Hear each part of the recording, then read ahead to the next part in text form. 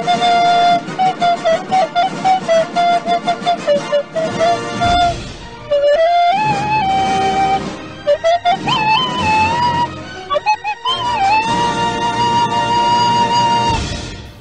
guys, we're going to be solving trigonometrical equations with calculus. So we have the formula 2 sine squared x minus cosine of x equals 1 for 0 cannot be greater than or is equal to x, which cannot be greater than or equal to 2 pi. So here, as you can see, we're doing 2 sine squared x, and according to trigonometrical laws we can say that 2 sine squared x minus cosine squared of x equals 1, which makes sine squared of x equal to 1 minus cosine squared of x. We're doing this because we want to be able to use only cosine terms in this quadratic equation. Now we substitute 1 minus cosine squared x into the sine x squared, and once we've done this, as you can see, we're about to distribute the 2 into the 1 minus cosine squared x.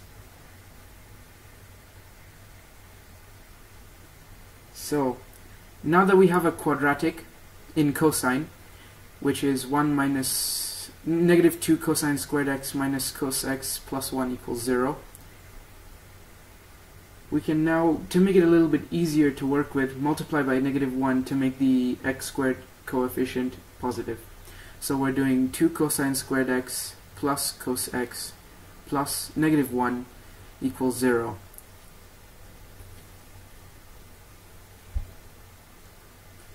Now, once we factor this, or factorize it, we get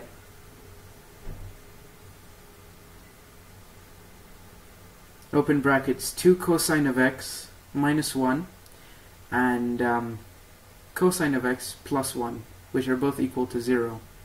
So for 2 cosine of x minus 1, what we can do is we can make it so that we have only cosine of x on one side. To do this, we subtract 1 and then divide by 2 to make it cosine of x equals a half. Now, with our knowledge of special triangles and the unit circle, we can determine that using the 30, 60, 90 triangle, that we're going to use cosine to work it out. So we get the angle of 60, which is cosine 60 equals 1 over 2. And on the unit circle, we usually have two positive values for cosine, because it is always positive on the first quadrant and on the fourth quadrant.